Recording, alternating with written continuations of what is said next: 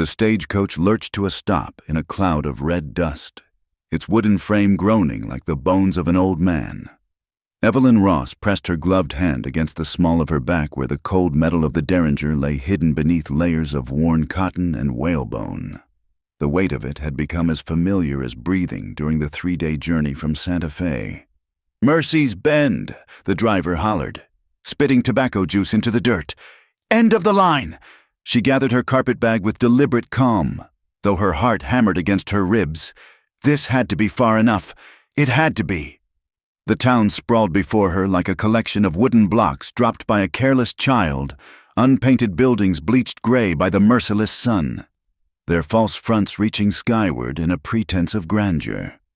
Dust devils danced between the structures, carrying the scent of horse manure and desperation. Evelyn's boots touched the ground, and immediately the heat pressed against her like a living thing. She'd grown accustomed to many hardships these past months, but the scorching breath of the frontier sun was not yet one of them. Sweat gathered beneath her widow's weeds, the black fabric absorbing every punishing ray. "Ma'am." A man tipped his hat as he passed, his eyes lingering a moment too long on her figure. She kept her gaze forward, her spine straight despite the exhaustion that threatened to buckle her knees. The Maddox Ranch. That's what the notice in Santa Fe had said. Looking for household help. Room and board included, no questions asked. It was the last part that had decided her. She made her way down the main street, past the saloon where piano music tinkled through bat-wing doors, past the general store with its barrels of flour and shelves of tinned goods visible through dusty windows. At the end of the street, she found what she was looking for, a weather-beaten sign reading "Land Office." The clerk inside barely glanced up from his ledger. "Help you?" "I'm looking for the Maddox Ranch." Now he looked up, squinting at her through wire-rimmed spectacles. "That's a fair piece out. You got business with Boone Maddox?" "Employment," she said simply. His eyebrows rose. "That's so?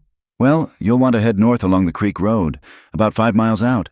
You'll see a gate with an M burned into the crossbeam. Can't miss it?" He paused, studying her more carefully. "You might want to hire a wagon. It's rough country." "I'll walk." The clerk shrugged. "Suit yourself, but mind the rattlers. They like to sun themselves on the rocks this time of day." The trek took longer than she'd anticipated. The carpetbag grew heavier with each step, and more than once she had to stop to shake dust from her skirts. Lizards scurried across her path, and overhead, buzzards circled lazily in the white-hot sky. By the time she spotted the gate, the sun was beginning its descent toward the western mountains. The ranch spread before her, not grand, but substantial. A 2-story house of adobe and timber stood at its heart, surrounded by corrals and outbuildings. Cattle dotted the grassland that stretched toward purple hills. She pushed through the gate and made her way up the rutted track. As she neared the house, a figure emerged from one of the barns, tall, broad-shouldered, moving with the easy grace of a man comfortable in his own skin. He stopped when he saw her, one hand moving instinctively to the pistol at his hip. "You lost?" His voice carried across the distance, deep and wary. "Mr. Maddox, I'm here about the position." He approached slowly, and as he drew closer, she could make out his features, sun-weathered skin, dark hair that needed cutting, eyes the color of winter sky. Not handsome in the conventional sense, but there was something in his face that spoke of strength held in check. "You came all the way out here alone?"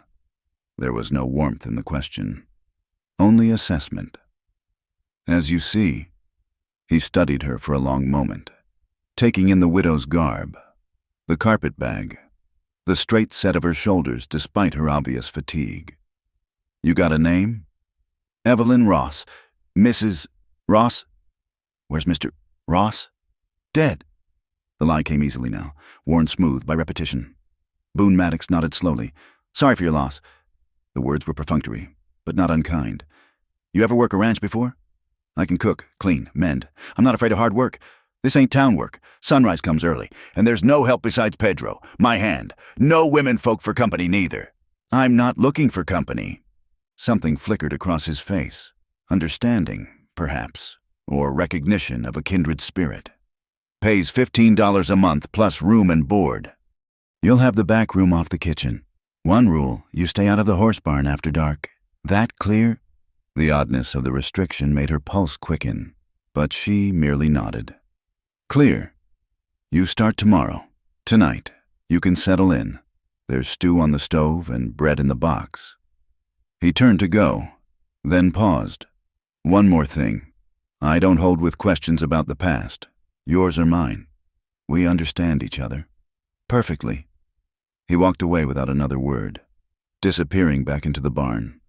Evelyn stood alone in the gathering dusk, the weight of the hidden gun pressing against her spine. Somewhere in the mountains to the north, in a convent she'd paid her last coins to. A little girl with her mother's eyes was learning her prayers. The ache of it threatened to bring her to her knees, but she'd learned to lock such pain away, to bury it deep where it couldn't touch her.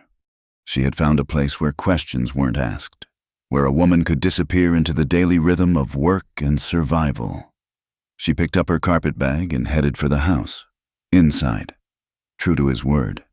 She found a pot of stew simmering on the cast-iron stove. The room was spare but clean, a table scarred by years of use. Chairs that didn't match, shelves lined with mismatched dishes. Man's space, functional and without softness. The back room was small, containing only a narrow bed, a washstand, and a row of pegs for clothing. She set down her bag and sat on the edge of the bed, finally allowing her shoulders to sag. Through the single window, she could see the first stars appearing in the darkening sky, the same stars that shone over the convent, over the child she couldn't claim. She touched the gun through her skirts, feeling its hard promise. He would never find them here. She'd made sure of that, laying false trails, changing names, becoming a ghost. The man who'd taken everything from her, who'd planted his seed through violence and thought he owned her. He was searching for Kathleen Murphy, not Evelyn Ross, searching for a fallen woman with auburn hair, not a respectable widow whose hair was now dyed black as her gown. Memory tried to claw its way up. His hands, the smell of whiskey. The moment she'd realized what he truly was when she'd seen him shoot Tom Bailey in cold blood over a card game. The way he'd smiled afterward, tucking the gun away as casually as another man might pocket a watch. She pushed the memories down, focusing instead on the present. Tomorrow she would begin again. She would cook and clean and mend, and perhaps in time, the rhythm of ordinary life would smooth the sharp edges of her fear. A coyote howled somewhere in the darkness, answered by another, then another, until the night filled with their wild chorus. She lay back on the narrow bed fully clothed, one hand resting on the hidden gun. Just before sleep took her, she thought of Boone Maddox's eyes, how they'd looked at her without the hungry assessment she'd grown accustomed to from men. There'd been wariness there, certainly, and perhaps a recognition of someone else running from shadows, but no desire to possess, no calculating gleam. It was strange. That absence, strange and somehow more unsettling than all the leering faces she'd dodged on her journey west. A man who looked without wanting. What kind of man was that? What had carved such indifference into those winter sky eyes? The questions followed her into sleep, where she dreamed of her daughter's laughter echoing through mountain passes she'd never see, and of a tall man standing guard against the darkness, asking nothing, promising nothing, simply existing like a wall between her and all the terrors that prowled the night. The rhythm of ranch life settled over Evelyn like a worn quilt, comfortable in its predictability, yet never quite warm enough to chase away the chill of vigilance. 3 weeks had passed since her arrival, and she'd learned the patterns of the Maddox Ranch as thoroughly as she'd once memorized the creaks in her childhood home's floorboards. Boone Maddox rose before dawn, his footsteps heavy on the stairs. By the time he reached the kitchen, she'd have coffee brewing strong and black, the way he liked it. He'd nod his thanks, pour a cup, and disappear into the pre-dawn darkness. She wouldn't see him again until the sun blazed overhead, when he'd return dust-covered and taciturn for the noon meal. Pedro, the Mexican hand, was easier company. He'd appear at the back door with fresh eggs or vegetables from his small garden, always with a smile and broken English peppered with Spanish. "Senora Ross," he'd say, touching his hat brim. "The tomatoes, they grow fat like little red suns. No?" She found herself treasuring these small interactions, these glimpses of normal life that helped her pretend she was just what she claimed, a widow earning her keep. Nothing more. The work was hard but satisfying. She scrubbed floors until the wood grain showed clear, beat rugs until dust no longer flew, mended shirts and trousers with tiny, careful stitches. The house, which had borne the unmistakable mark of male neglect, began to show signs of care. Fresh curtains appeared at windows. Wild flowers found their way into a cracked vase on the kitchen table. Boone noticed. She caught him once, standing in the doorway, staring at those flowers with an expression she couldn't read. "Problem, Mr. Maddox?" He shook his head slowly. "No, ma'am, just been a while since there were flowers in this house." He left before she could respond, but something in his voice made her wonder about the woman who'd once put flowers in vases, who'd softened the hard edges of this masculine space. It was during the 4th week that the pattern broke. She'd finished the evening dishes and stepped onto the back porch to shake out a tablecloth when she saw him. Boone stood by the corral, his silhouette sharp against the purple dusk. He wasn't alone. A horse, black as midnight, paced the enclosure, tossing its head and snorting. She watched, transfixed, as Boone approached the animal with infinite patience. Speaking low words she couldn't hear, the horse shied away, but he persisted, standing still as stone until the animal's curiosity overcame its fear. "Beautiful, isn't he?" she startled, nearly dropping the tablecloth. Pedro had approached silent as a cat, his weathered face creased in a smile. "Wild. See, Senor Boone, he finds him in the canyon." "Shot in the shoulder. Bad men try to catch him, maybe, but this horse, he no let anyone touch him. Only Senor Boone." Pedro's eyes grew distant. "He has a way with the broken things." The words lodged in her chest like a thorn. She thought of her own brokenness, carefully hidden beneath widow's weeds and efficient movements. Did Boone see it? Was that why he'd hired her without questions? Why he maintained such careful distance, as if sensing their scrutiny? Boone looked up. Even across the distance, she felt the weight of his gaze. She turned away first, busying herself with the tablecloth, but her hands trembled. That night, she couldn't sleep. The moon hung full and bright, turning the landscape silver-white through her window. She could see the horse barn, forbidden territory after dark. What secrets did it hold? What made Boone ban her from it? Curiosity warred with caution. But in the end, it wasn't curiosity that drove her from her bed. It was the familiar ache, the need that came upon her like a fever. 2 months since she'd held her daughter. 2 months since she'd breathed in the sweet scent of her hair, felt those small arms around her neck. She dressed quietly, tucking the derringer into her pocket. The house creaked as she made her way to the kitchen door, but no footsteps sounded from above. Outside, the night air was cool against her fevered skin. Coyotes sang in the distance, and somewhere an owl called. Hunting. She didn't take a horse. The noise would wake Boone for certain. Instead, she set off on foot, following the creek road north toward the mountains. The convent was 5 miles past the boundary of Maddox land, nestled in a valley where morning mist lingered like incense. The journey took 2 hours in daylight. At night, with only moonlight to guide her, it stretched longer. She picked her way carefully, alert for rattlers and rough ground. By the time the convent's bell tower appeared against the stars, her feet ached and her skirts were heavy with dew. Sister Catherine was waiting. As always, the elderly nun had grown accustomed to these nighttime visits, though she clucked her tongue in disapproval. "She asks for you," the sister said softly, leading Evelyn through silent corridors. "Every night at prayers, she asks God to bring her mama back." The knife twisted deeper. "What do you tell her?" "That God works in mysterious ways, that her mama loves her more than all the stars in the sky." Sister Catherine paused at a door. "She's sleeping now. Try not to wake her." Evelyn slipped into the small room where her daughter lay curled beneath a thin blanket. Marie. She'd named her for her own mother, though the sisters called her Mary. In sleep. The child's face was peaceful, unmarked by the circumstances of her conception. She had Evelyn's nose, her stubborn chin, but her hair, black as coal, like his. She knelt beside the narrow bed, drinking in every detail. Marie had grown in 2 months. Her face had lost some of its baby roundness. Her hands, resting atop the blanket, showed tiny calluses from helping the sisters with their chores. "My brave girl," Evelyn whispered, not daring to touch. "My heart." Marie stirred, mumbling something in her sleep.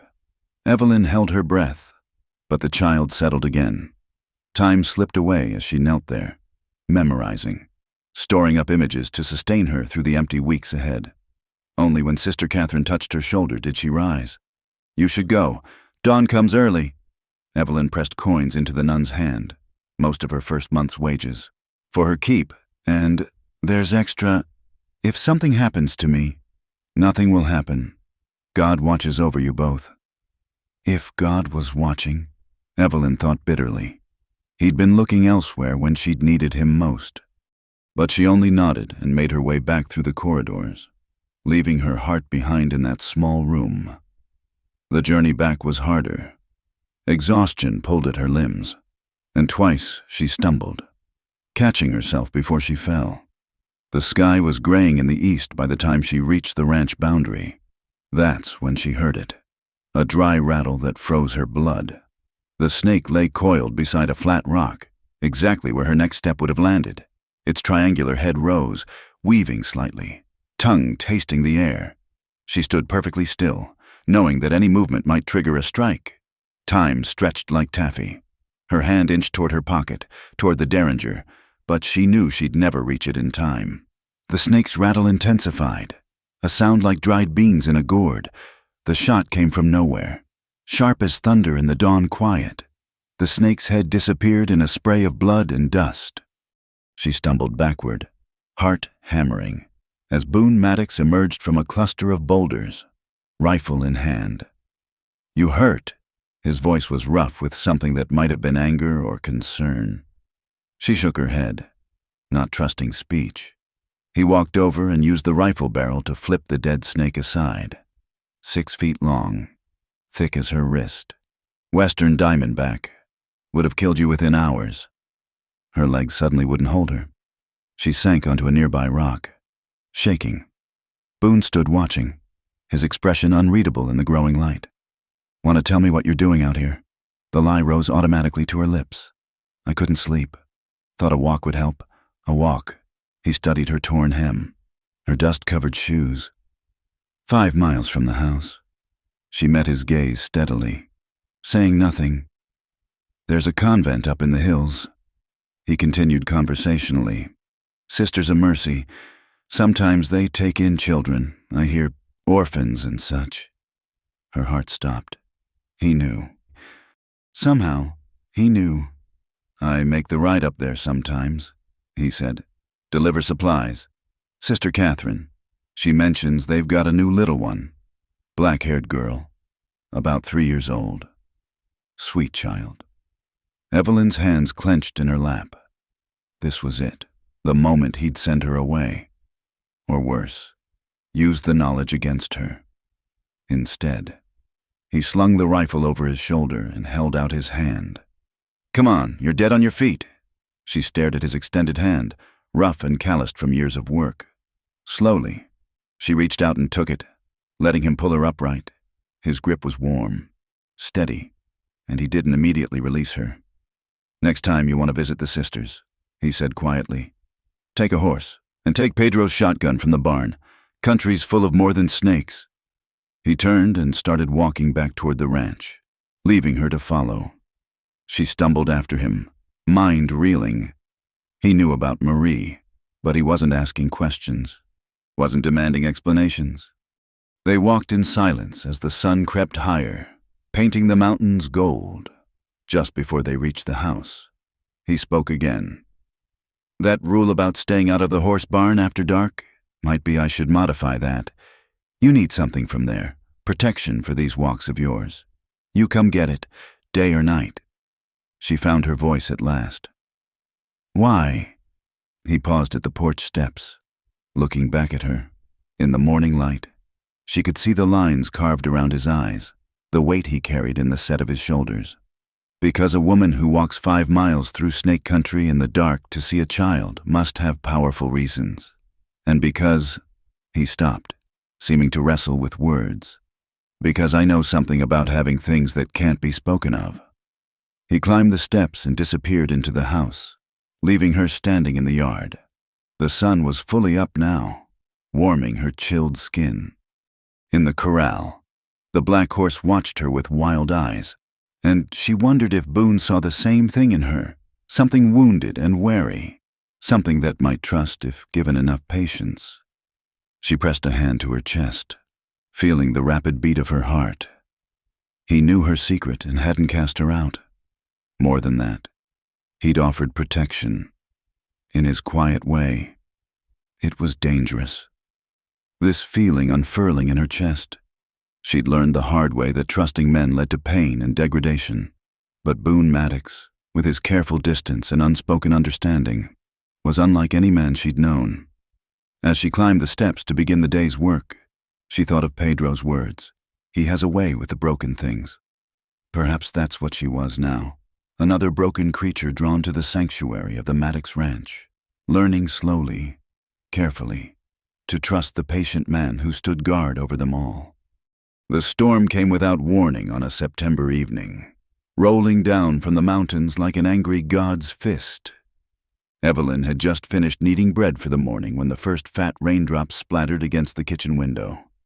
"Storm's coming in hard," Boone said from the doorway, water dripping from his hat brim. "Better close up tight. This one's got teeth." She'd grown accustomed to his presence over the past week since the snake incident, the way he'd linger after meals, the careful distance he maintained even as something unspoken hummed between them like telegraph wire. He knew about Marie but never pressed, never asked questions she couldn't answer. Thunder crashed overhead, rattling the dishes on their shelves. Through the window, she saw Pedro hurrying to secure the barn doors, his poncho whipping in the sudden wind. "I'll help with the shutters," she said, wiping flour from her hands. They worked in tandem, him outside, her inside, pulling heavy wooden shutters closed against the growing fury. The wind howled like a living thing, driving rain horizontal. By the time they'd secured the last window, both were soaked despite their efforts to stay dry. Boone stood in the kitchen, water pooling at his feet, and for a moment, neither moved. Lightning illuminated his face, the strong jaw, the lines carved by sun and sorrow. His shirt clung to his chest, and she found herself noticing the breadth of his shoulders, the way his hands hung at his sides, capable and still. "You're shivering," he said quietly. She was. The wet fabric of her dress felt like ice against her skin. "I'll change. Wait." He disappeared into the main room, returning with a blanket. "Here." His hands brushed her shoulders as he draped it around her, and the touch sent heat racing through her that had nothing to do with warmth. Their eyes met, held. The kitchen suddenly felt too small, the air too thick. Thunder crashed again, breaking the spell. She stepped back, clutching the blanket. "Thank you." He nodded, but didn't move away. "Evelyn." Another window shutter broke free, banging against the house like a gunshot. He cursed under his breath and headed for the door. "Stay inside." But she followed, grabbing a lantern. Together they fought through the wind to secure the shutter. Rain soaked them both instantly, cold as mountain snowmelt. She held the lantern while he wrestled with the wet wood, his muscles straining against his shirt. The shutter finally latched, but as they turned back, lightning split the sky, illuminating everything in stark white. In that instant, she saw his face clearly, raw, unguarded, hungry. Not with the predatory hunger she'd known before, but with something deeper, more dangerous to her carefully constructed walls. They stumbled back inside, breathless and dripping. The kitchen felt like sanctuary after the storm's violence. She set down the lantern with shaking hands, aware of him behind her, aware of every breath. "You should change," he said, voice rough. "You'll catch your death." She turned, words of agreement on her lips, but they died unspoken. He stood there, rain running down his face, looking at her with such longing it stole her breath. "Boone," she whispered. He crossed the space between them in 2 strides, catching her face in his hands. "Tell me to stop." She couldn't. God help her, she couldn't. His mouth found hers, gentle despite the hunger she'd seen in his eyes. She'd expected demand, possession, what she'd always known from men. Instead, his kiss asked permission, offered comfort, promised safety. Her hands came up of their own accord, tangling in his wet hair. Thunder crashed overhead, but she barely heard it. There was only this, the warmth of his mouth, the solid strength of his body, the way he held her like something precious and breakable. When he pulled back, they were both breathing hard. "I'm sorry," he started, but she pressed her fingers to his lips. "Don't!" She couldn't bear apologies, couldn't bear to examine what had just happened. Not yet. He caught her hand, pressing it flat against his chest where his heart hammered. "I swore I wouldn't. After Mary died, I swore—" Mary, his wife, the woman who'd put flowers in vases. Evelyn pulled away, the blanket falling from her shoulders. "I should go, Evelyn." But she was already fleeing to her small room, closing the door between them. She leaned against it, heart racing, lips still warm from his kiss. What had she done? She'd let her guard down, let him pass the wall she'd built so carefully. And for what? A moment's comfort? A gentle touch? Through the door, she heard his footsteps, slow and heavy, climbing the stairs to his room. The storm continued to rage outside, but inside, silence fell like a stone. She changed into dry clothes with shaking hands, her mind spinning. She couldn't afford this, couldn't afford to feel, to want, to hope. She had Marie to think of, had dangers lurking that Boone couldn't imagine. But her traitorous heart whispered of his kindness, his patience, the way he'd kissed her like she was something more than a body to be used. Morning came gray and subdued, the storm having blown itself out in the night. She rose early, determined to restore normalcy, to pretend the kiss had never happened. Boone was already in the kitchen when she emerged, standing by the window with a cup of coffee. He turned at her entrance, and she saw her own uncertainty reflected in his eyes. "About last night," he began. "There's bacon in the larder," she interrupted, busying herself at the stove. "And I'll have biscuits ready shortly." He was quiet for a long moment. "All right," he said finally. "We'll do it your way." The days that followed were careful, filled with measured distances and avoided gazes. They spoke only of necessary things, the work, the weather, the daily business of the ranch. But awareness hummed between them, electric as the storm that had brought it to life. A week passed before she attempted another visit to Marie. This time, she took his advice, borrowed Pedro's shotgun, and saddled the gentle mare Boone had designated for her use. The weight of his trust sat heavier than the gun across her lap. The visit was bittersweet. As always, Marie had learned a new prayer, recited it proudly in her small voice. Sister Catherine reported that she was doing well with her letters, showing a quick mind despite her tender years. "She draws pictures," the nun said, producing a collection of childish scribbles. "Always the same, a lady in a black dress and a house with mountains behind." Evelyn's throat tightened as she studied her daughter's artwork. Even at 3, Marie remembered and hoped. "There's been a man," Sister Catherine said quietly. "Came by 2 days ago. Said he was looking for his wife and daughter. Showed a photograph." Ice flooded Evelyn's veins. "What did you tell him?" "Nothing. We've seen no one matching his description." The nun's eyes were knowing. "But perhaps you should be careful. He had the look of a man who doesn't give up easily." Evelyn left soon after, riding hard despite the darkness. Fear clawed at her throat. He'd found their trail, was closing in. She'd have to run again, have to tear Marie from the only stability she'd known. She was so lost in panic she didn't notice the riders until too late. 3 men materialized from the shadows beside the road, surrounding her before she could reach for the shotgun. "Well, well," one drawled. "Lady riding alone at night. That ain't too smart." She recognized them, drifters who'd been in town the previous week, eyeing the local women with speculation that made her skin crawl. "Let me pass," she said, proud that her voice didn't shake. "Now that ain't friendly." The speaker nudged his horse closer. "Maybe we just want some company." Her hand inched toward the shotgun, but another rider moved to block her. Their intentions were clear in their postures, their grins. The lady said, "Let her pass." Boone's voice cut through the darkness like a blade. He emerged from the shadows, rifle aimed steady at the lead rider's chest. "This ain't your business, Maddox," the man said, but his bravado had dimmed. "Woman works for me. That makes it my business." The rifle never wavered. "You boys have 10 seconds to clear out. After that, I start shooting." For a moment, violence hung in the air like smoke. Then the lead rider spat and wheeled his horse around.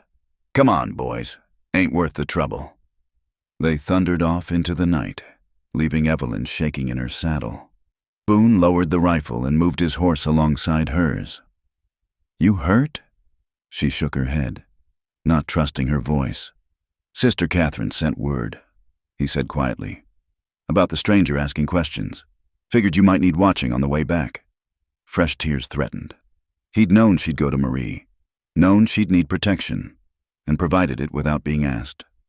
"Thank you," she managed. They rode in silence for a while, the horse's hooves steady on the packed earth. "Finally," Boone spoke. "Man's name is Jacob Morrison, owns a spread up near Denver, rich, powerful. Been asking about a woman named Kathleen and a girl about 3 years old." Her hands tightened on the reins. So he'd done more than just watch for her. He'd been gathering information. "That who you're running from?" She couldn't answer. Couldn't force the words past the fear. "You don't have to tell me," he continued. "But if he comes here, I need to know what I'm facing." They'd reached the ranch. She dismounted on shaking legs, and he was there to steady her, hands warm on her waist. "He's dangerous," she whispered. "I saw him kill a man, and he—" Her voice broke. Understanding dawned in his eyes, followed by a fury she'd never seen there before. His hands tightened on her waist, then gentled. "He won't touch you again," he said, quiet and certain as sunrise. "Not while I'm breathing." She looked up at him, this man who asked nothing, who offered protection without price, and in that moment, she made a choice that terrified her more than Jacob Morrison ever could. She rose on her toes and kissed him. This time there was no storm to blame, no excuse of momentary passion. This was deliberate, a claiming and an offering both. He made a sound deep in his throat and pulled her closer, one hand tangling in her hair.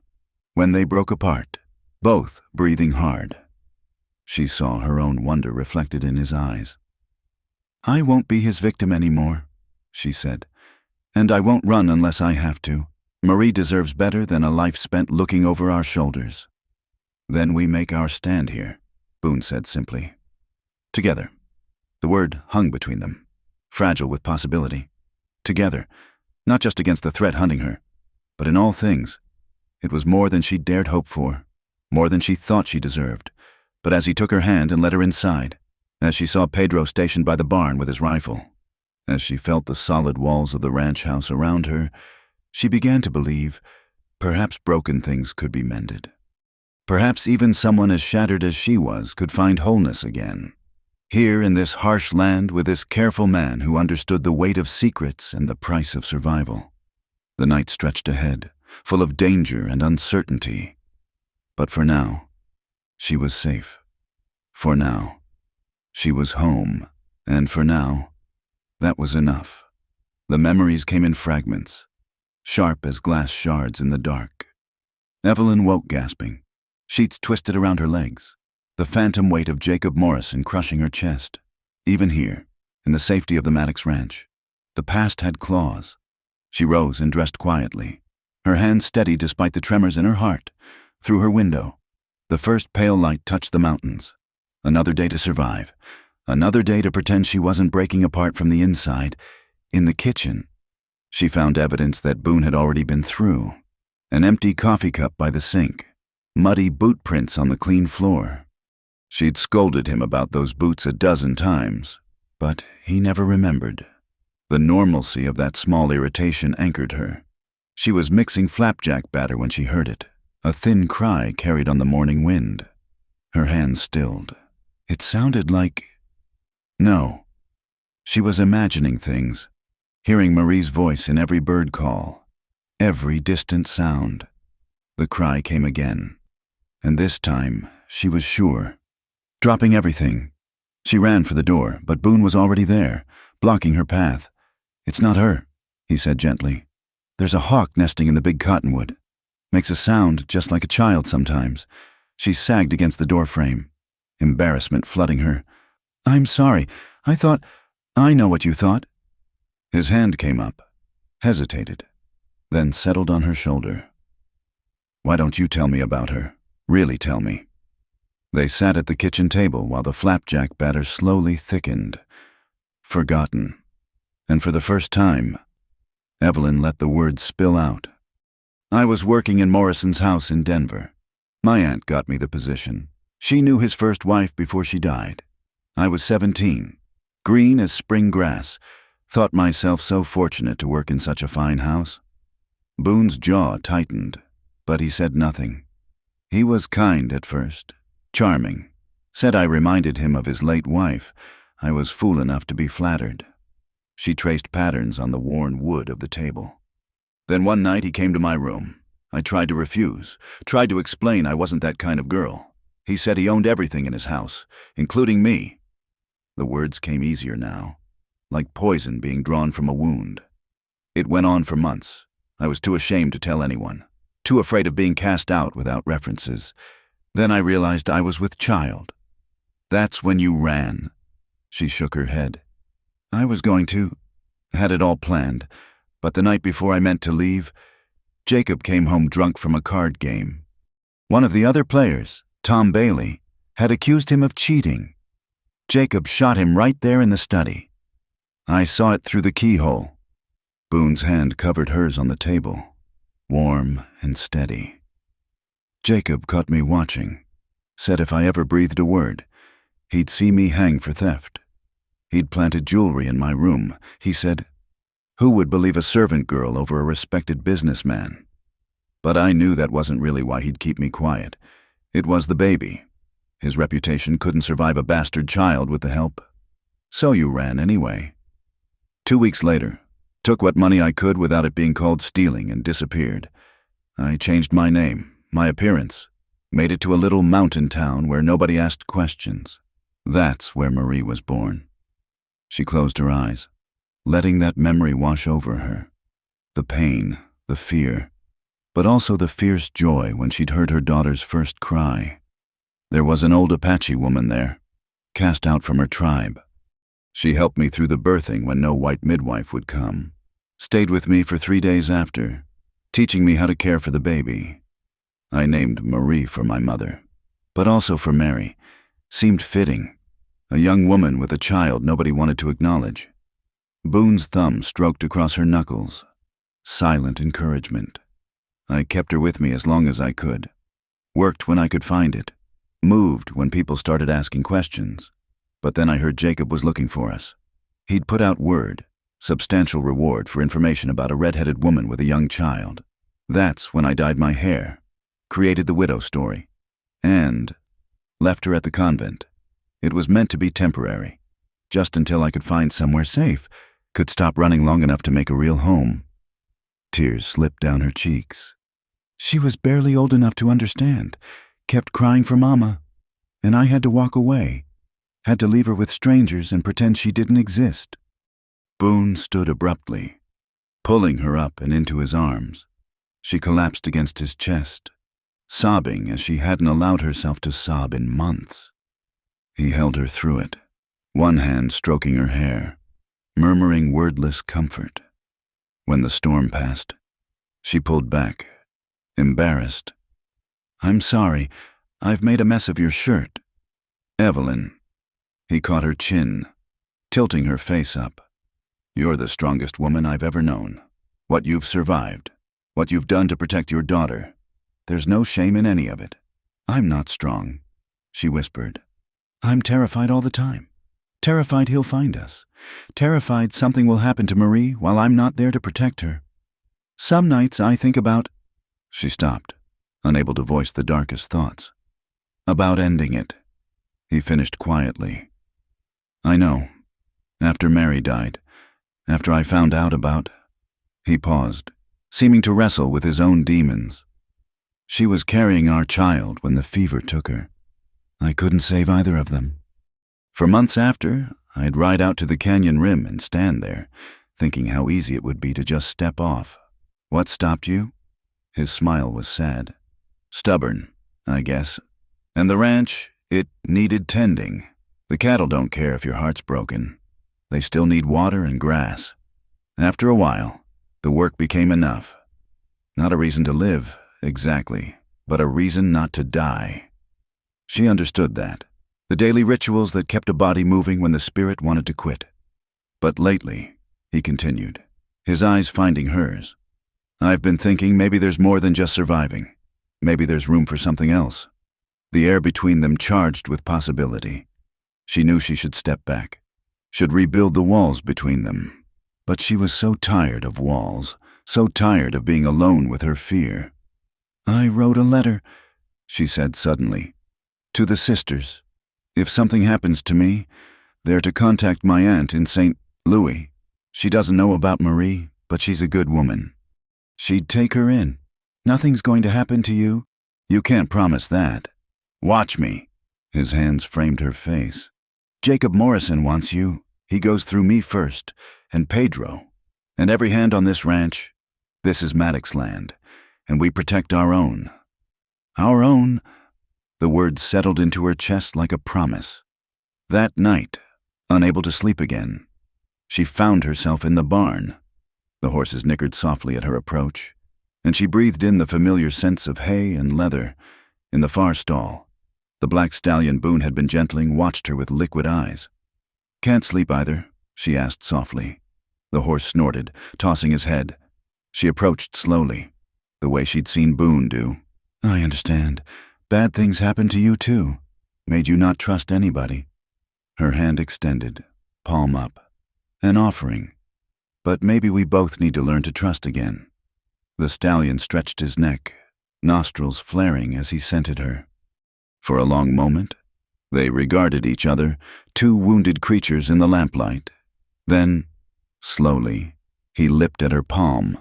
That's progress. She turned to find Boone in the doorway, a smile playing at his lips. Couldn't sleep, she explained unnecessarily. Midnight seems to be your restless time.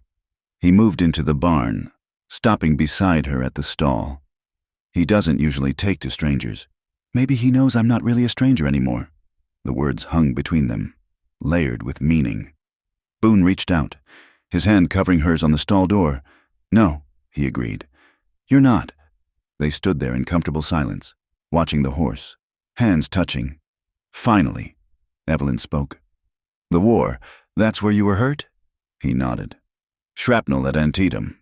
Tore up my insides pretty good. Doc said I was lucky to live, but would never father children. Didn't seem like much luck at the time. I'm sorry. Don't be. Mary never knew. We married after I came home. Let her think it was God's will we didn't conceive. Then, when she told me about the baby, I thought maybe the doctors were wrong. Maybe I'd been given a second chance. The pain in his voice was old, but still sharp. The fever took her fast. 3 days from first symptom to... He cleared his throat. I would have raised that child as my own. You know, wouldn't have mattered who the father was. Evelyn turned to face him fully. You're a good man, Boone Maddox. No, he said roughly. I'm just a man who learned too late what matters and what doesn't. She rose on her toes and kissed him then, soft and sure. When they parted, his eyes were dark with want and wonder. Come to the hayloft, he said quietly. Let me show you how it should be. How it can be when someone cares for you proper. Her breath caught. She thought of all the reasons she should say no, the danger, the complications, the risk to her heart. But stronger than fear was the need to reclaim something Jacob had stolen from her. The need to know touch could mean more than pain. "Yes," she whispered. He led her up the ladder to where fresh hay released its sweet scent into the night air. Moonlight streamed through the high window, painting everything in silver. He spread a horse blanket with careful hands, then turned to her. "If you change your mind," he said seriously. "At any point." She silenced him with a kiss, pouring all her trust, all her growing feelings into the contact. He groaned softly and gathered her close, his hands reverent as they moved over her. What followed was nothing like what she'd known before. Where Jacob had taken, Boone gave. Where there had been pain, he brought pleasure. He worshipped her with patient hands and tender words, teaching her that her body could be a source of joy, not shame. Afterward, they lay entwined in the hay, her head on his chest, listening to his heartbeat. She felt remade, reborn. For the first time since Marie's birth, she felt whole. "I love you," he said quietly. "I know it's too soon. No, you might not feel—" "I love you too," she interrupted, surprising herself with the truth of it. "God help me, I do." He pulled her closer, pressing a kiss to her hair. "Then we'll face whatever comes. Together. Together." That word again, more binding than any wedding vow. She closed her eyes, allowing herself to believe in it, to believe in the future they might build. Dawn was breaking when they climbed down from the loft, disheveled and glowing. Pedro was already at work in the corral, and he tipped his hat with a knowing smile that made Evelyn blush. "About time," the old hand muttered. "Been watching you two dance around each other like shy colts." Boone grinned, looking younger than she'd ever seen him. "Mind your business, Pedro." "Si, jefe. I mind my business. Just happy to see life in this place again." As Evelyn headed to the house to start breakfast, she felt the weight of the letter she'd written, hidden in her drawer. A letter for the worst case, for if Jacob found them. But this morning, with her body still humming from Boone's touch, with love declared under stars and hope blooming in her chest, she dared to imagine she might never need it. She dared to imagine a future where Marie played in this yard, where Boone taught her to ride, where they were a family in truth. It was a dangerous dream for a woman with her past. But then, she was learning that the most precious things often were. The stranger arrived on a Tuesday afternoon, when the heat shimmered off the packed dirt of Mercedes-Benz Main Street like water. Evelyn saw him through the general store window, tall, well-dressed, with the bearing of a man accustomed to getting what he wanted. Her blood turned to ice. Not Jacob himself, but she recognized the type. One of his men. The kind he sent to do his dirty work while keeping his own hands clean. Mrs. Ross? Mr. Henley, the shopkeeper, touched her elbow. "You've gone pale. Are you feeling faint?" Yes, the heat." She forced a smile. "I should get back to the ranch." She gathered her purchases hastily, hands shaking as she loaded the wagon. The stranger was making his way down the street, showing something to everyone he passed. A photograph, most likely, of her. Of Kathleen Murphy with her red hair and frightened eyes. Thank God she'd dyed it black. Thank God she'd aged these past years, grown thin and work-hardened. She was climbing onto the wagon seat when the stranger's voice carried across the street. "Lost my wife. I have poor things not right in the head. Took our daughter and ran off. I'm desperate to find them before something terrible happens." Lies wrapped in concern.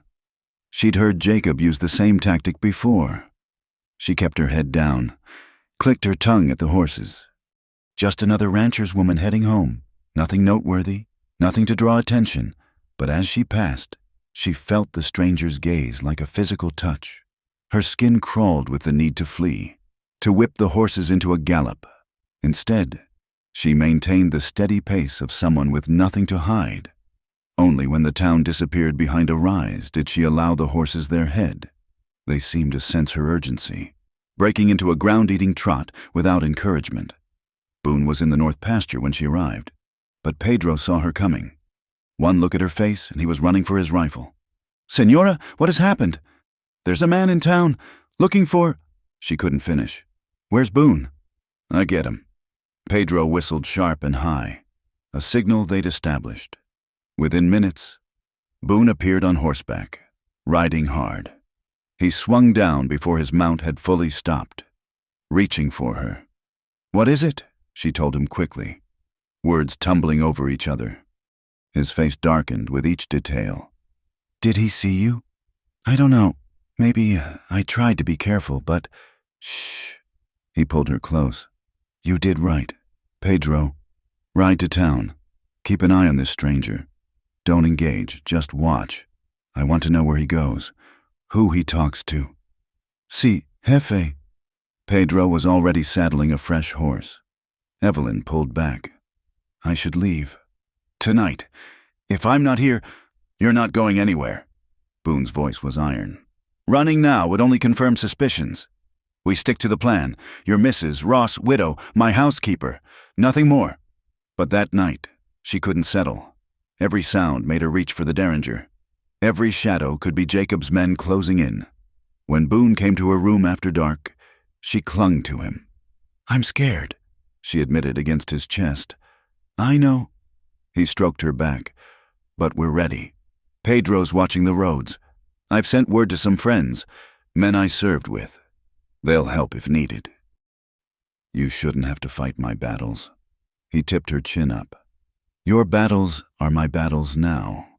That's what love means."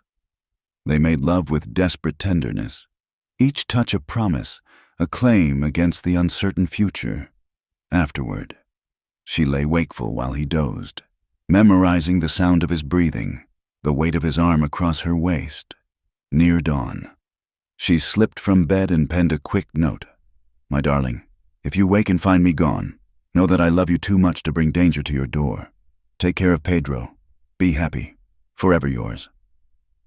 She dressed silently, tucked the note under his pillow, and crept from the house. In the barn, she saddled the mare with shaking hands. She'd get Marie from the convent, and they'd disappear. Somewhere far, California maybe, or Oregon, somewhere Jacob's reach couldn't extend. She was leading the mare out when Boone's voice stopped her. "Going somewhere?" He stood in the barn doorway, fully dressed, her note in his hand. "I have to," she said. "You don't understand what he's capable of." "I understand plenty." He moved toward her. "I understand you're about to make the biggest mistake of your life." "Mistake? Trying to protect you is a mistake. Thinking you have to face this alone is the mistake." He took the reins from her hands. "Evelyn, I've lost one woman I loved. I'll be damned if I lose another to fear." "This isn't fear, it's sense. Jacob Morrison has money, power, connections. What do we have? We have right on our side. We have friends. We have this land and the will to defend it." He cupped her face. "And we have each other. That counts for something." Before she could respond, Pedro's whistle echoed from outside. Boone tensed. "Stay here," he ordered, moving to the door. But she followed, unwilling to cower while others faced danger for her. Pedro rode in hard, dust billowing. "The stranger, jefe, he comes, maybe 10 minutes behind." Evelyn's knees nearly buckled, but Boone's hand steadied her. "All right," he said calmly. "Evelyn, get in the house. Pedro, take position in the loft. I'll meet him out front." "I won't hide," Evelyn said. "You will." His voice brooked no argument. "If he doesn't see you, we might convince him to move on. Go." She went, but only as far as the kitchen window where she could watch. Her hand found the derringer. Checking it was loaded. The stranger rode in slowly, taking in the ranch with calculating eyes. Up close, she could see he was younger than she'd thought, with cold blue eyes and a thin scar along his jaw. "Morning," he called out pleasantly. "Fine spread you have here." Boone stood on the porch, rifle casual in his hands. "State your business." Name's Frank Dutton. I'm looking for someone. My employer's wife. He produced a photograph. Red-haired woman, about 25. Has a small daughter with her. Haven't seen anyone matching that description. Dutton's smile didn't reach his eyes. Mind if I water my horse? Been a long ride? Truff's over there. Boone gestured with the rifle. Then you'll be on your way. Hospitable folks in these parts? Dutton observed. Dismounting. As he led his horse to the trough, his gaze swept the property. You run this place alone. Got a hand or two. No women folk? Must get lonely. I manage. Dutton's eyes found the kitchen window. Evelyn shrank back, but too late. She saw recognition flicker across his features, not of her specifically, but of a female presence. Well, Dutton said slowly, I'll just water my horse and... His hand moved snake-quick toward his gun, but Boone was ready. The rifle swung up, aimed dead center at Dutton's chest. I wouldn't, Boone said quietly. My hand in the loft has a beat on you too. You're good, but not good enough to beat two guns. Dutton froze, hand hovering over his pistol. No need for unpleasantness. I'm just looking for what belongs to Mr. Morrison. Nothing here belongs to Morrison. Woman steals from her employer, takes his daughter. His daughter? Evelyn burst through the door, fury overcoming caution. She's my daughter. Mine? Dutton's cold smile widened. Mrs. Murphy, or should I say, Mrs. Ross, Mr. Morrison will be pleased. The only place you're going is off my land, Boone said. Now, you're making a mistake. Maddox, Morrison's not a forgiving man. He wants what's his. Marie is not his. Evelyn stepped forward, shaking with rage. She's mine, born of violence, maybe, but raised in love. He has no claim on her. Law might say different. Dutton backed toward his horse, hands visible. Man's got rights to his blood. Not when that blood was forced on an unwilling woman. Boone said, Now get out. Don't come back. Dutton mounted, but paused. This isn't over. Morrison's got deep pockets and a long reach. You can't protect her forever. Watch me, Boone said. They stood frozen until Dutton's dust disappeared down the road. Then Evelyn's legs gave out. Boone caught her, holding her as she shook. He knows, she whispered. He'll tell Jacob. They'll come for us. Let them come. Boone's voice was grim. Pedro, ride to town. Send those telegrams we discussed. It's time to call in some favors. What telegrams? Evelyn asked. Insurance. Men I served with who've made good lives for themselves. Lawyers. Lawmen. Even a judge or two. Men who understand that honor means more than money. You planned for this? Since the day I learned your story. He helped her to the porch steps. I told you, Evelyn, we protect our own. That night, she went to him openly, no longer caring who might see or know. In his bed, in his arms, she found an anchor against the storm she knew was coming. I need to see Marie, she said against his chest. If things go bad, tomorrow, we'll both go. It's time she met the man who's going to be her father. The words broke something open in her chest. Boone, marry me, he said suddenly. Before this gets worse, make it legal. What's between us? Give me the right to protect you both in the eyes of the law. She rose on her elbow, studying his face in the moonlight. You'd do that, knowing what's coming? I'd do it if the devil himself was riding up that road. He tucked a strand of hair behind her ear. I love you. I love Marie already, just from loving you. Let me give her my name. Let me stand between you both and anyone who'd do you harm. Yes, she whispered, tears sliding down her cheeks. Yes, he kissed her then, sealing the promise. Outside, coyotes sang to the stars, and somewhere in the darkness, danger gathered like storm clouds. But here, now, there was love and determination, and the fierce hope that together they could weather whatever came. Evelyn thought of the letter hidden in her drawer. Instructions for the worst case. Tomorrow she'd burn it. Whatever happened now, she wouldn't face it alone. She'd found something worth fighting for, someone worth standing with. And if Jacob Morrison wanted to destroy that, he'd learn what Boone already knew, that love, real love, was stronger than fear, stronger than money, stronger than all the evil men like Morrison could bring to bear. The battle was coming, but tonight, wrapped in the arms of the man who'd chosen her battles as his own, Evelyn Ross allowed herself to believe they might actually win. The journey to rescue Marie began before dawn, under a sky still studded with fading stars. Boone had gathered 3 men, Pedro, and 2 former soldiers named Samuel Hayes and Thomas Reed, hard men with eyes that had seen too much, but hearts still capable of righteousness. "The convent's been burned," Samuel reported, fresh from reconnaissance. "Sisters got the children out, but Morrison's men took the girl, tracked them to an old mining camp in Devil's Canyon." Evelyn's hands clenched on her rifle. The Derringer was tucked in her boot, a knife at her belt, and cold fury in her heart. She'd dressed in men's clothing, easier for riding hard, Boone had said, but she knew the truth. Easier for killing, if it came to that. "How many men?" Boone asked. 6, maybe 7. They're waiting for Morrison himself. Word is he's coming to collect his property personally. The word made Evelyn's vision red. Property. As if Marie were livestock instead of the bright, laughing child who drew pictures of her missing mother. "We ride in 2 groups," Boone decided. "Sam and Tom from the north, Pedro, Evelyn, and I from the south. Hit them at dawn when they're groggy." "The child," Thomas began. "Marie," Evelyn corrected sharply. "Her name is Marie." Thomas nodded.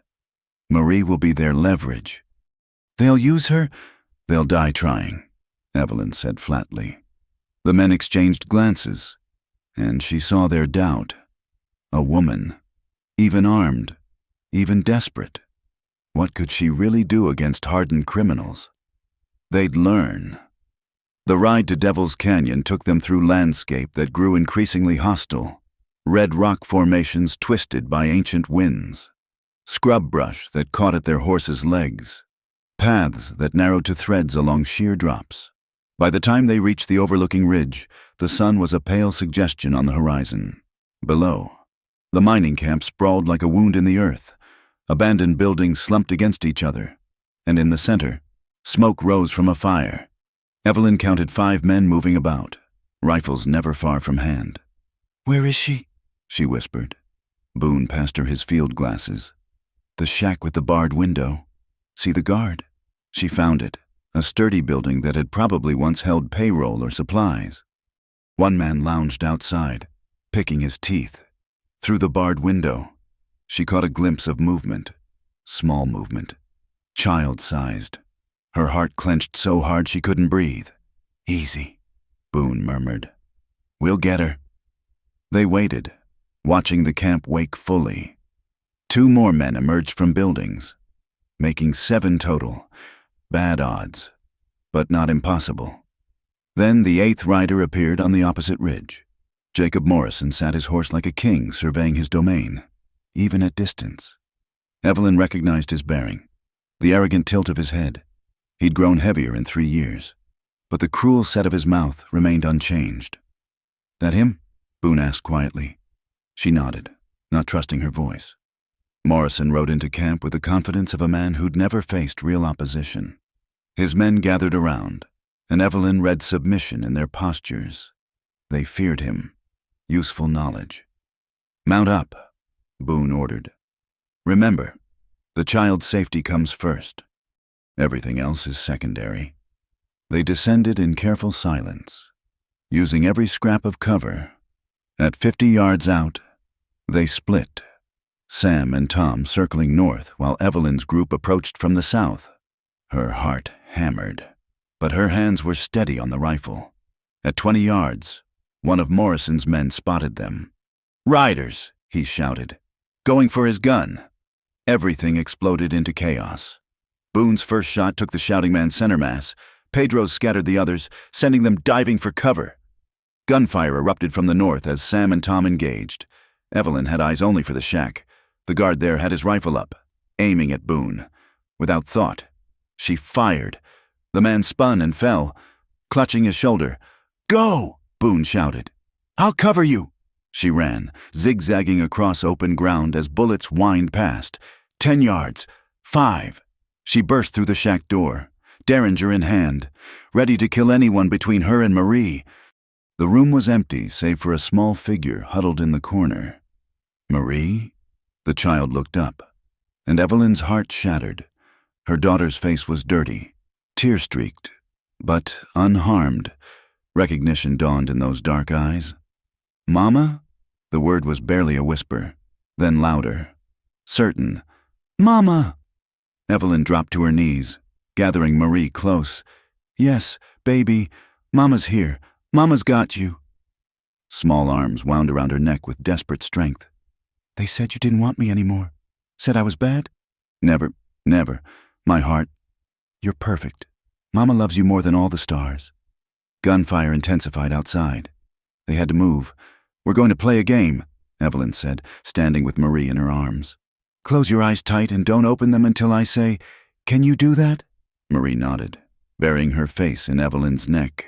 She stepped outside into hell. The camp had become a battlefield. Morrison's men fired from cover while her rescuers responded in kind. Bodies lay in the dust. She counted 3 down, maybe 4. Pedro was pinned behind a water trough, blood on his arm. Boone had taken position behind a wagon, methodically picking targets. And there, striding through the chaos like he owned it, came Jacob Morrison. He saw her at the same moment she saw him. His face twisted with rage and something worse, possession. "Kathleen!" he roared. "You bring her here right now!"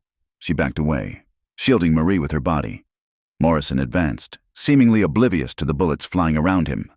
"She's mine," he snarled. "My blood. You think you can steal from me?" "She's nothing to you," Evelyn shouted back. "You never wanted her. I want what's mine." He drew his pistol, aimed it at her legs. "I don't need you whole, Kathleen. Just alive enough to sign papers giving me the child legal. Then you can die knowing she'll be raised proper." The derringer was in her boot. Too far. The rifle lay where she'd dropped it inside the shack. She had only her body between Morrison and Marie. "You'll have to kill me first," she said. His smile was terrible. "If you insist." The shot was impossibly loud. Evelyn flinched, waiting for pain that didn't come. Instead, Morrison staggered, looking down at the spreading red on his chest with almost comical surprise. Boone stood behind him, smoking rifle steady. "Should have taken the warning. Morrison?" Morrison turned, raising his pistol, but Boone's second shot spun him around. He fell to his knees, then forward, and moved no more. "Mama?" Marie's voice was muffled against Evelyn's shoulder. "Is the game over?" "Almost. Baby, keep those eyes closed a little longer." The sudden silence was deafening. Morrison's remaining men threw down their weapons, hands raised. Without their leader, they were just hired guns, not willing to die for a dead man's cause. "Pedro?" Boone called. "Still breathing. Jefe, just winged." "Sam? Tom?" "Present and accounted for." Samuel answered, though Tom's going to have a hell of a scar. Boone approached Evelyn slowly, rifle still ready. "You hurt." She shook her head, unable to speak past the tightness in her throat. It was over. Jacob Morrison lay dead in the dust, and Marie was safe in her arms. "Let's go home," Boone said softly. He reached out, not for her, but for Marie. "Hey there, little one. I'm Boone. I'm a friend of your mama's." Marie peeked out cautiously. "You stopped the bad man?" "I did. He won't bother you again." "Promise?" "Promise." Marie studied him with solemn eyes, then reached out one small hand. Boone took it gently, his weather-roughened fingers engulfing hers. "You have horses?" Marie asked. "Lots of horses. Would you like to see them?" She nodded, then looked at Evelyn. "Can we, Mama?" "Yes, my heart. We can see all the horses." They left Devil's Canyon as the sun climbed toward noon, Marie riding with Evelyn while the men dealt with the aftermath. She didn't ask what they did with the bodies, didn't care. That part of her life was dead and buried with Jacob Morrison. The journey home was a blur. Marie chattered about the convent, the sisters, the other children. Normal childhood things that made Evelyn's heart ache with gratitude. Whatever Marie had witnessed, whatever fears she'd carried, her spirit remained unbroken. When they finally crested the rise and the ranch spread below them, Evelyn felt something loosen in her chest. Home, their home. "Is that where we live now?" Marie asked, wonder in her voice. "Yes, if you want to." "With the horseman?" Boone chuckled. "The horseman would be honored." That evening, as Marie slept in a proper bed for the first time in months, Evelyn stood on the porch watching the sun paint the mountains crimson. Boone joined her, sliding an arm around her waist. "It's finished," he said. "Is it?" Morrison had family, business partners.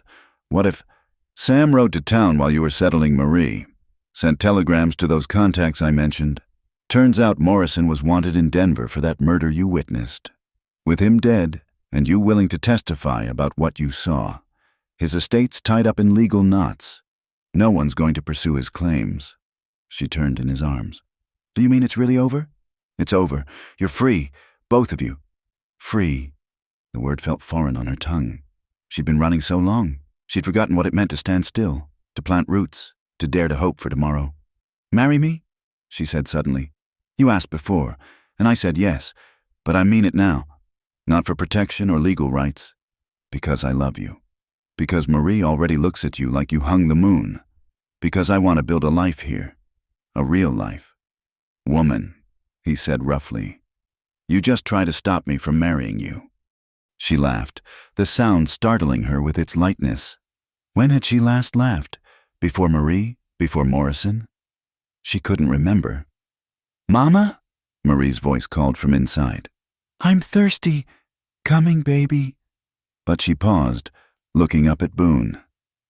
"Thank you for everything, for giving us a chance." "No," he said, kissing her forehead. "Thank you for reminding me life's worth living." They went inside together, to where Marie waited, to where their future waited. Behind them, the ghosts of the past dissolved like morning mist, leaving only the promise of what could be. A family forged not in blood but in choice. A home built not on secrets but on truth. A love strong enough to face down devils and come out standing. It was more than Evelyn had dared dream. It was everything. The camp was a festering wound in the earth. Crude structures cobbled together from scavenged wood and rusted metal, hidden deep in a canyon where the law's reach faltered. Evelyn crouched behind a boulder, her widow's dress exchanged for trousers and a man's shirt. The derringer a cold weight against her ribs beneath the fabric. 20 children, maybe more. Samuel Hayes whispered beside her. Guards at every exit. Through her field glasses, Evelyn studied the compound. Children labored under the desert sun, some barely older than Marie, hauling buckets of ore from a mine shaft that gaped like a mouth in the hillside.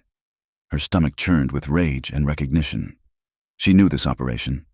Morrison had spoken of it once, drunk and boastful, about associates who'd found a way to make orphans and runaways useful. "Where's Marie?" Boone's voice was tight with control. Evelyn swept the glasses across the camp again, heart hammering. There, a cluster of younger children supervised by a woman with a rifle.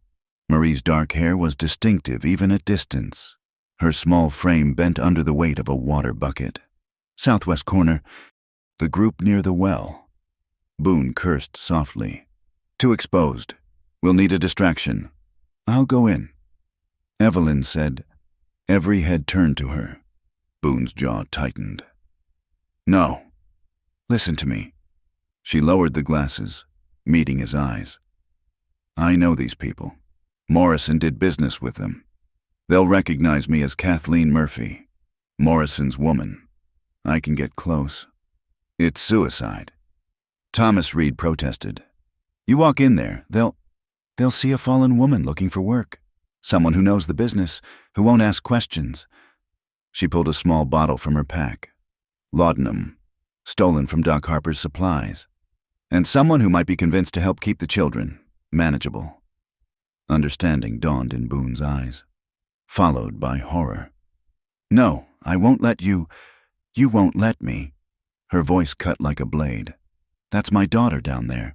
My baby girl hauling water in this heat, sleeping God knows where, eating God knows what. You think I care about my safety? I care, he said roughly. Damn it, Evelyn! Then help me do this right. She softened her tone. Please, we need someone inside when you attack. Someone to get the children to safety. To make sure Marie doesn't get caught in crossfire. The men exchanged glances. It was Pedro who spoke first. The Señora. She is right. From inside, she can... A child's scream cut through the air. They all looked toward the camp to see a guard backhanding a boy who dropped his burden. The child fell, didn't get up fast enough, and received a kick to the ribs. Enough, Evelyn said. I'm going. Cover me from here. When you see my signal... She pulled out a red handkerchief. Hit them hard. Before anyone could protest further, she was moving. Not skulking or hiding, but walking straight down the canyon trail like she belonged there. Behind her, she heard Boone's harsh breathing. Knew it was taking everything in him not to follow. The first guard spotted her at 50 yards. Hold there! She stopped, hands visible but posture defiant. Looking for Claude Garrett. He here? The guard's eyes narrowed. Who's asking? Kathleen Murphy? Morrison's woman. She let bitterness color her voice. Or was, till someone put a bullet in him. The name Morrison worked like a key. The guard's stance shifted from hostile to wary. Wait here. He vanished into the camp. Evelyn stood in the burning sun, feeling the weight of hidden eyes, Boone's from the ridge, the children's from behind their burdens. She didn't look at Marie. Couldn't risk it. Claude Garrett emerged from the largest shack, and Evelyn's skin crawled with recognition. She'd met him twice at Morrison's house, a thin man with dead eyes and hands that lingered too long on the serving girls. Well, well, Kathleen Murphy. His smile was a lizard's, all calculation and no warmth. Heard about Morrison. My condolences. Save them. She stepped closer, letting him see the hardness 3 years of running had carved into her features. I need work, kind that doesn't ask questions. And you came here? Garrett's eyes traveled her form, cataloging. This ain't a bordello, woman. I'm not looking for that kind of work. She pulled out the laudanum bottle. Let him see the label. Morrison taught me other things. How to keep problems quiet. How to make people compliant. Interest flickered in those dead eyes. That's so? Got a gift for it. Children especially. Few drops in their water. They'll work dawn to dusk without complaint. The words tasted like poison, but she forced them out. Morrison used to say I had a mother's touch. Garrett laughed. An ugly sound. Mother's touch. I like that. He gestured to the camp. As you can see, we've got plenty of brats need managing. Question is, can I trust you? Do I look like I have options? She let desperation creep into her voice. Not hard, since it was real, just misdirected. Morrison's dead.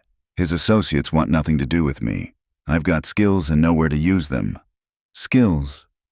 Garrett stepped closer, close enough that she could smell the tobacco and sweat on him. Maybe we should discuss those skills in private.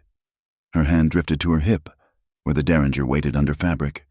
But before she could respond, another scream split the air, higher, more desperate. Marie! Evelyn's head snapped toward the sound. By the well. A guard had grabbed her daughter's arm, shaking her. The water bucket had spilled, and he was shouting about waste and laziness. Problem? Garrett asked, following her gaze. That one. Evelyn forced casualness into her tone while her heart ripped itself apart. She's small for the work, wasteful to damage her over spilled water. Soft spot for the runts? Practical thinking. Dead children don't work. She met his gaze steadily. You want my skills? Let me show you. That guard's method is all force, no finesse. Give me 5 minutes with the girl. I'll have her working twice as hard without leaving a mark. Garrett's smile widened. Now that I'd like to see... Carlos, bring that brat here. The guard dragged Marie over, her small face streaked with tears and dust. Evelyn kept her expression neutral as her daughter was thrust forward, but inside she was screaming. This the troublemaker? She circled Marie, playing the role. Look at me, girl. Marie raised her head, and their eyes met. Confusion flickered across her daughter's face, then dawning recognition. Quickly hidden. Smart girl. Brave girl.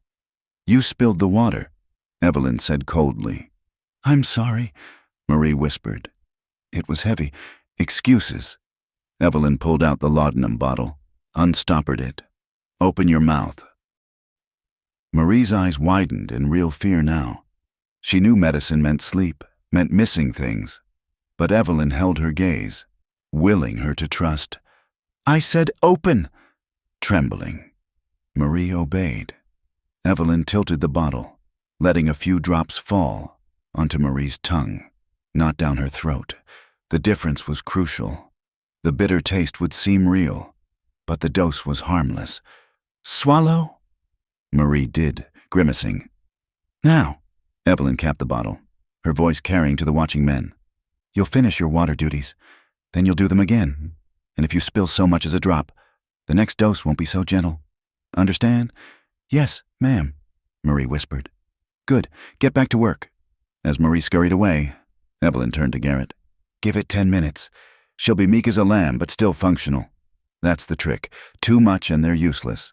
Just enough, and they're perfect little machines. Impressive. Garrett's approval made her skin crawl. All right, Kathleen Murphy. You've got yourself a job. Carlos will show you the women's quarters. We'll discuss your duties after sundown. She nodded, following the guard named Carlos into the camp. Every instinct screamed to grab Marie and run, but there were too many guns, too many eyes. Instead, she memorized everything. Guard positions, weapon counts, which children looked strong enough to run when the time came. The women's quarters were a converted supply shed with 3 stained mattresses. 2 other women sat there, hollow-eyed and bruised. New girl, Carlos announced. Garrett's special project. Nobody touches her till he says. The women said nothing, but Evelyn read their history in their vacant stares. She'd avoided that fate by seconds and cleverness. An hour passed. She helped distribute the evening meal, watery soup and hard bread, using the opportunity to count guards and children. 23 children, she confirmed. 8 guards plus Garrett. The odds were getting better. As dusk painted the canyon purple, she palmed the red handkerchief. Time to... Kathleen, Garrett's voice behind her. My office, now. Her blood chilled, but she followed. His office was the large shack, furnished with salvaged furniture and reeking of alcohol. He closed the door, turned the lock. So, he said, pouring whiskey. Morrison's woman. Tell me, did he share you with his friends? No. She stayed near the door, calculating distances. Morrison didn't share anything. Pity, man should be generous with his possessions. He drained his glass, moved toward her. But now Morrison's dead, and you're here. Seems like fate. Seems like business. She countered, sidestepping. You want someone to manage your workforce? I'm your woman. You want something else. Find one of those broken things in the shed. His face darkened. You've got spine. I like that. Makes it more fun to break. He lunged. Evelyn was ready, dropping low and driving her elbow into his solar plexus. As he doubled over, gasping, she pulled the derringer. Fun's over, she said. He wheezed, eyes murderous. You're dead. Soon as I call out, you'll be dead first. She cocked the weapon. But that's not how this has to go. See, I didn't just come here for work. What? She pulled out the red handkerchief, moved to the window. I came to shut you down. The first gunshot cracked before she'd finished waving the fabric. Then chaos erupted, Boone and the others attacking from 3 directions, guards scrambling for cover. Through the window, she saw children scattering, screaming. You bitch, Garrett snarled, reaching for his own weapon. Evelyn didn't hesitate. The derringer barked once, twice. Garrett stumbled back, red spreading across his shirt, disbelief in his eyes. That's for every child you hurt, she said. And this, she picked up his fallen gun, put another bullet in him. is for thinking you could touch my daughter." She burst from the office into madness. Gunfire echoed off canyon walls. Guards fell or fled. Children ran in all directions, terrified and disoriented. "Marie!" Evelyn shouted. "Marie!" Through the smoke and dust, she saw her, huddled with other young ones by the well. A guard stood over them, rifle raised, either for protection or threat. Evelyn didn't care which. She shot him in the shoulder, spinning him away from the children. "Mama!" Marie broke free. Running to her, Evelyn caught her, held her tight. "I've got you, baby. Close your eyes, just like before." Around them, the battle was ending. Guards who hadn't fled were down or surrendering. Boone appeared through the smoke. Blood on his shirt. Not his, she realized with relief. "Everyone all right?" "We are now." She stood, Marie clinging to her. "The children." "Pedro and Sam are gathering them." He touched her face, checking for injuries.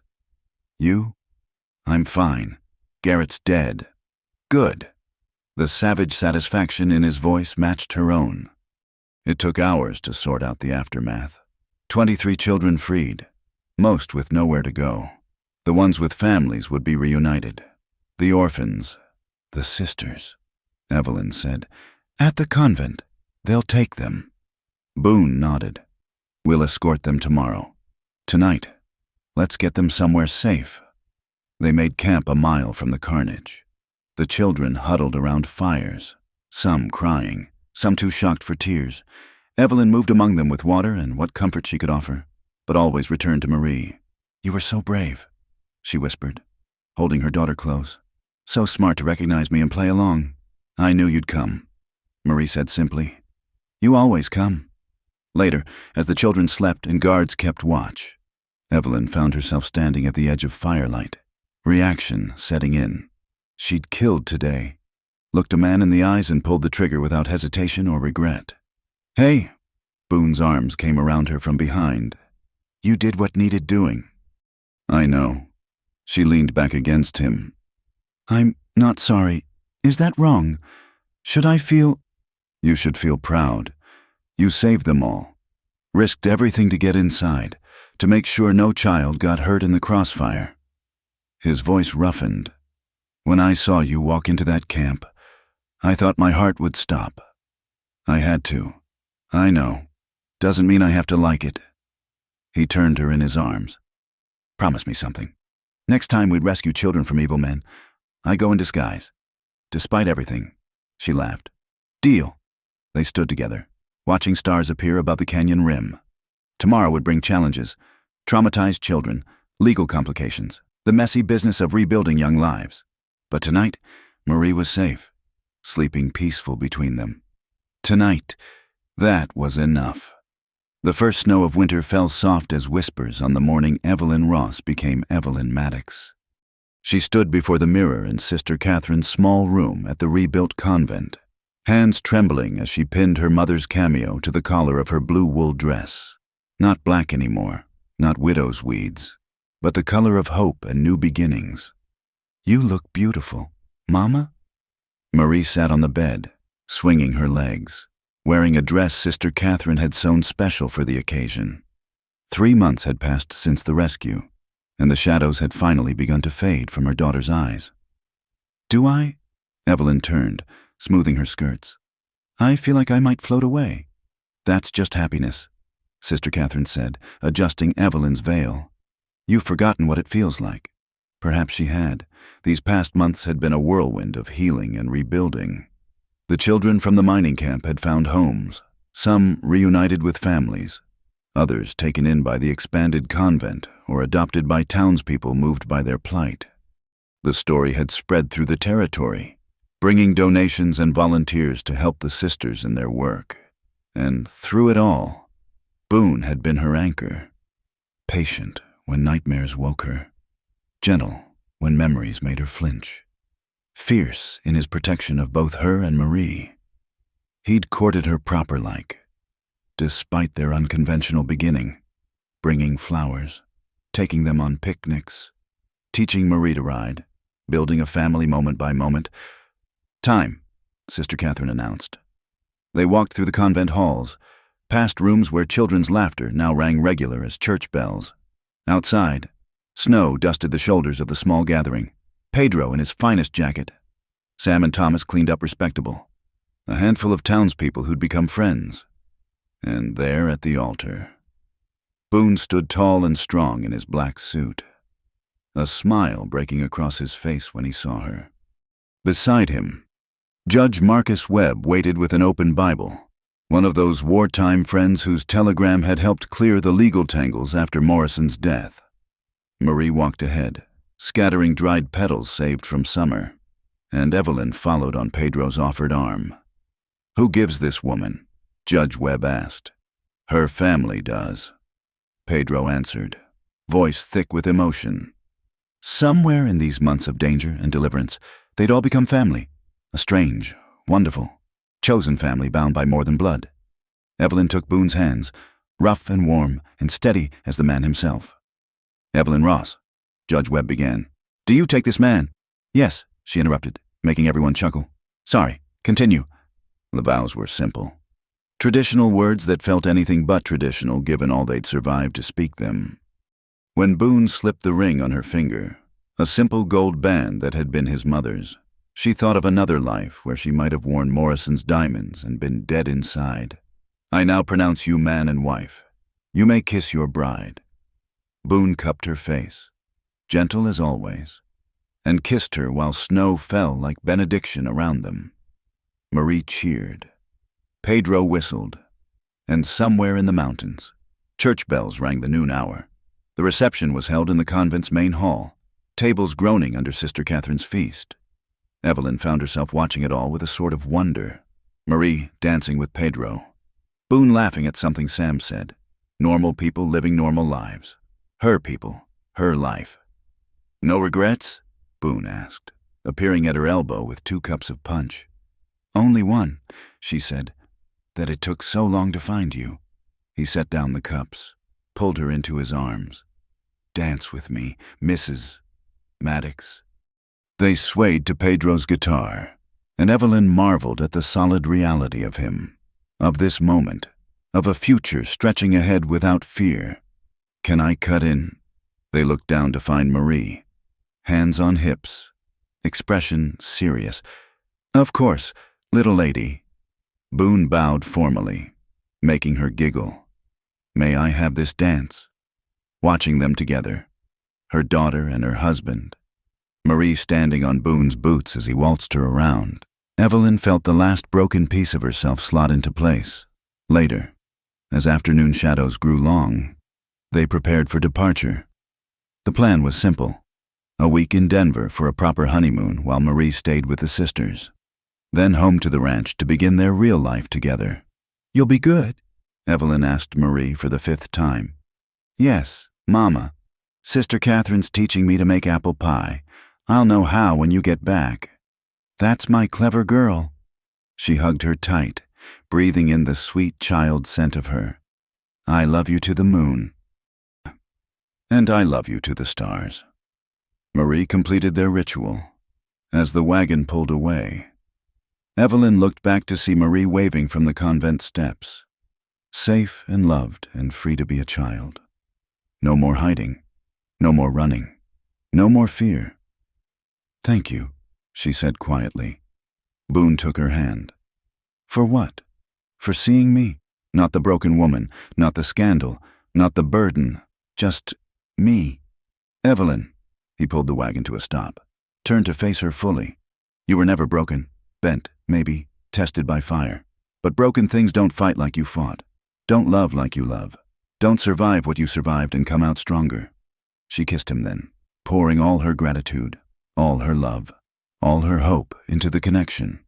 When they finally reached the ranch as stars began to appear, it looked different somehow. The same adobe walls, the same wooden barn, but transformed by perspective. Not just a hiding place anymore, but a home, their home. "Welcome back, Senora Maddox." Pedro called from the porch, where he'd obviously been watching for them. "Everything is ready." Inside, Evelyn gasped. The house had been decorated with winter greenery and ribbons, a fire crackling in the hearth, the tables set with china she'd never seen before. The women in town, Boone explained, looking slightly embarrassed, said a bride should come home to something special. It's perfect. And it was, not for the decorations, but for the thought, the community, the belonging. They shared a quiet supper, just the two of them, and Evelyn found herself talking about the future, expanding the garden, maybe getting chickens, teaching Marie to read better, small dreams, ordinary dreams, precious as gold after years of surviving day to day.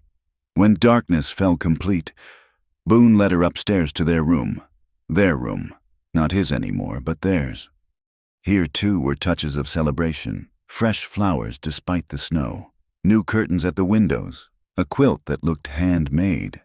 "The ladies again?" she asked. "Actually, that's from Sam's wife. Said every marriage needs a wedding quilt for luck." Evelyn traced the intricate stitching, tears threatening. "I never thought I'd have this, any of this, a real wedding, a real home, people who care what happens to us. You have all that and more." He drew her close. "You have a husband who'd walk through fire for you, a daughter who adores you, friends who'd face down armies for you. You're home, Evelyn, really, truly home." She began unbuttoning his shirt, marveling still at the freedom to touch him, to want him, to show that want without shame. "Show me," she whispered. "Show me I'm home." What followed was a claiming gentle as snow, fierce as prairie fire. They came together as equals, as partners, as two souls who'd walked through darkness and found light in each other. Every touch erased an old hurt. Every whispered endearment built a new tomorrow. Afterward, they lay entwined, watching snow fall past the window. Evelyn thought of the letter she'd once written, preparing for the worst. She'd burned it the morning after Marie's rescue, watching the smoke carry away her fears. "What are you thinking?" Boone asked, pressing a kiss to her hair. "About how different everything is from a year ago. I was so lost then, so certain I'd never be anything but afraid. And now," she turned in his arms, studying the face she'd come to love so deeply. "Now I'm found. Now I'm brave. Now I'm yours." "And I'm yours," he replied. "Forever and then some." Outside, the snow continued to fall, blanketing the harsh landscape in pristine white. Come spring, it would melt, feeding the streams, nurturing new growth, the cycle of endings and beginnings, of death and rebirth. Evelyn closed her eyes, safe in her husband's arms, and dreamed not of the past but of the future. Marie learning to read at the kitchen table, teaching her to bake bread, watching her grow strong and confident on this land. Perhaps there would be other children, adopted or fostered, kids who needed what they could offer. The house would ring with laughter, the way houses should. She dreamed of Boone teaching Marie to gentle horses, of Pedro spoiling her with treats, of summer evenings on the porch watching the sun paint the mountains gold, of ordinary mornings and peaceful nights, of love spoken in small gestures and grand adventures alike. She dreamed of growing old on this land, her hair going gray alongside Boone's, their hands still finding each other after decades of partnership, of grandchildren someday, of stories told by firelight, of a life lived full and whole and unafraid. When dawn broke clear and cold, she woke to find Boone watching her, a smile playing at his lips. "Good dreams." "The best," she confirmed, stretching against him. "Dreams about our life, our future, our family." "I like the sound of that." He pulled her close. "Our family." And so began their first full day as husband and wife, as the Maddox family complete. Not the family any of them had planned, but the one they'd chosen, fought for, bled for. A family built on trust hard-won and love freely given. From the ashes of their separate griefs, they'd built something new and strong and beautiful, something worth protecting, worth celebrating, worth living for. The sun climbed higher, setting the snow-covered world ablaze with light. In the barn, horses nickered for their breakfast. Soon, Pedro would arrive to tend them, full of sly smiles and wedding jokes. In a week, Marie would come home to stay. Life would settle into new rhythms, new patterns, new joys. But for now, in the quiet of a winter morning, Evelyn Maddox lay in her husband's arms and marveled at the journey that had brought them here. From fear to freedom, from secrets to truth, from solitude to family. She'd hidden a pistol in her gown and a child in the mountains. She'd run until she couldn't run anymore. Then turned to fight. She'd found love where she'd least expected it, with a man who saw her scars as proof of strength, not shame. Their story hadn't ended with rescue or revenge, with justice or even with marriage. This was just another beginning, another chance to choose hope over fear, love over loneliness, courage over comfort. And as Boone stirred beside her, murmuring good morning against her skin, Evelyn Ross Maddox smiled and chose it all. Every moment, every challenge, every blessing still to come. She was home. Thank you, dear listeners, for joining us on this journey through the untamed frontier of the heart. If you're listening to this story, we'd love to know where in the world you're tuning in from. Leave us a comment below. Don't forget to subscribe to From Wild West channel and share your thoughts about Evelyn and Boone's story. Did their love touch your heart? What was your favorite moment? Let us know in the comments, and we'll see you in the next tale from the American frontier.